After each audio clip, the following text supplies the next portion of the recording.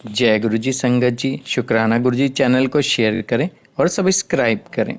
संगत जी, आज हम श्री शिव महापुराण की श्रृंखला के 10वें भाग में विद्वेश्वर संहिता के तीसरे और चौथे अध्याय का लीना जैन आंटी जी के श्रीमुख से श्रवण करेंगे। चलिए प्रारंभ करते हैं। जय गुरु जी।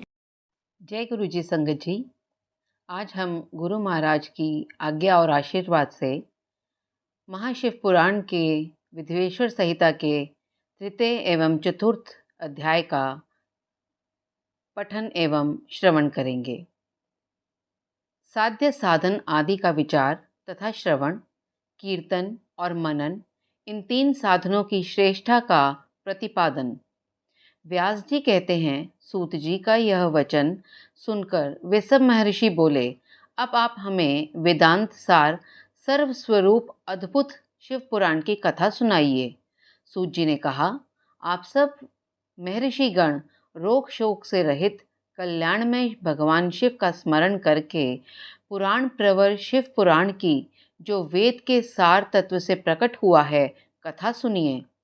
शिव पुराण में भक्ति, ज्ञान और वैराग्य, इन तीनों का प्रीतिपूर्वक गान किया गया है और वेदांत वेद्य सत्स्तु का विशेष रूप से वर्णन है।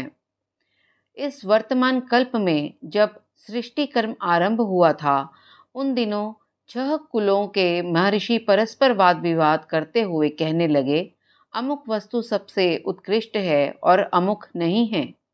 उनके इस विवाद ने अत्यंत महान रूप धारण कर लिया। तब वे सब के सब अपनी शंका के समाधान के लिए सृष्टिकर्ता अविनाशी ब्रह्मा जी के पास गए और हाथ जोड़कर विनय भरी वाणी में बोले, प्रभो, आप संपूर्ण जगत को धारण पोषण करने वाले तथा समस्त कारणों के भी कारण हैं। हम ये जानना चाहते हैं कि संपूर्ण तत्वों से परे परात्पर पुराण पुरुष कौन है।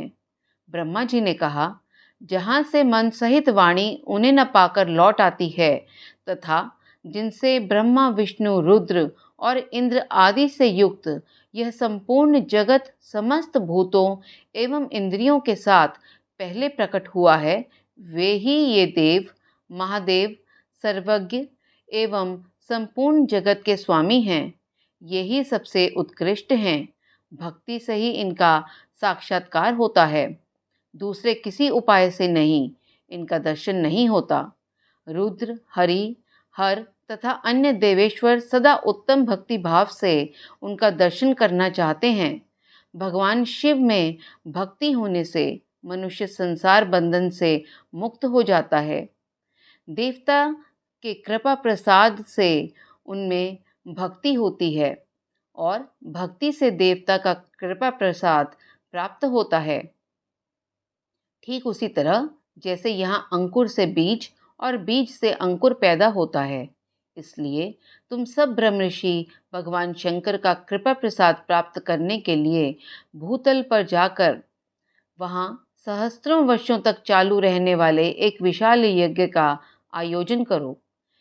इन यज्ञपति भगवान शिव की ही कृपा से वेदांत विद्या के सारभूत साध्य साधन का ज्ञान होता है।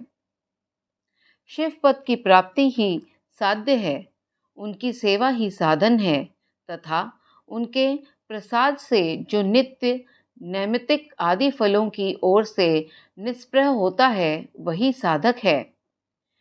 वेदोक्त कर्म का अनुष्ठान करके उसके महान फल को भगवान शिव के चरणों में समर्पित कर देना ही परमेश्वर पद की प्राप्ति है। वही सालोक्य आदि के क्रम से प्राप्त होने वाली मुक्ति है। उन पुरुषों की भक्ति के अनुसार उन सबको उत्कृष्ट फल की प्राप्ति होती है। उस भक्ति के साधन अनेक प्रकार के हैं, जिनका साक्षात महेश्वर ने ही प्रतिपादन किया है। उनमें से सारभूत साधन को संक्षिप्त करके मैं बता रहा हूँ। कान से भगवान के नाम, गुण और लीलाओं का श्रवण, वाणी द्वारा उनका कीर्तन तथा मन के द्वारा उनका मनन, इन तीनों को महान साधन कहा गया है। तात्पर्य ये है कि महेश्वर का श्रवण, कीर्तन और मनन करना चाहिए। यह श्रुति का वाक्य हम सब के लिए प्रमाणभूत है। इसी साधन से संपूर्ण मनोरथों की सिद्धि में लगे हुए आप लोग परम साध्य को प्राप्त हों।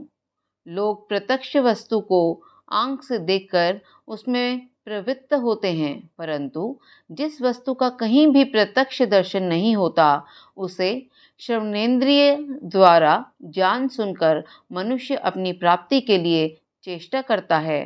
अतः पहला साधन श्रवण ही है। उसके द्वारा गुरु के मुख से तत्व को सुनकर श्रेष्ठ बुद्धि वाला विद्वान पुरुष अन्य साधन कीर्तन एवं मनन की सिद्धि करे। क्रमशः मनन पर्यंत इस साधन की अच्छी तरह से साधना कर लेने पर उसके द्वारा सालोक्य आदि के क्रम से धीरे धीरे भगवान शिव का संयोग प्राप्त होता है। पहले सारे अंगों के रोग नष्ट हो जाते हैं, फिर सब प्रकार का लौकिक आनंद भी विलीन हो जाता है। भगवान शंकर की पूजा, उनके नामों के जप तथा उनके गुण रूप विलास और नामों का युक्तिपरायण चित्त के द्वारा जो निरंतर परिशोधन या चिंतन होता है, उसी को मनन कहा गया है। वह महेश्वर की कृपा दृष्टि से उपलब्ध होता है। उसे समस्त श्रेष्ठ साधनों के साधन या प्रमुख कहा गया है। सूत जी कहते हैं, मुनीश्वरों, इस साधन का महात्म्य बताने के प्रसंग में मैं आप लोगों के लिए एक प्राचीन वृत्तांत का वर्णन करूंगा। उसे ध्यान देकर आप सुने। पहले की बात है, पराशर मुनि के पुत्र मेरे गुरु व्यास देव जी सरस्वती नदी के सुंदर तट पर तपस्या कर रहे थे। एक दिन सूर्यतुल तेजस्वी विमान से यात्रा करते हुए भगवान सनत कुमार अकस्मात वहां जा पहुंचे। उन्होंने मेरे गुरु को वहां देखा। वे ध्यानमग्न थे। उससे जगने पर उन्होंने ब्रह्मपुत्र सनत कुमार जी को अपने सामने उपस्थित देखा। देखकर वे बड़े वेग से उठे और उनके चरणों में प्रणाम करके मुनि ने उन्हें अर्घ दिया और देवताओं के बैठने योग्य आसन भी अर्पित किया। तब प्रसन्न हुए भगवान सनत कुमार विनीत भाव से खड़े हुए व्यास जी से गंभीर वाणी में बोले, मुने, तुम सत्य वस्तु का चिंतन करो। वह सत्य पदार्थ भगवान शिव ही हैं, जो तुम्हारे साक्षात्कार के विषय होंगे। भगवान शंकर का श्रवण, कीर्तन, मनन, ये 3 महत्तर साधन कहे गए हैं। ये तीनों ही वेद सम्मत हैं।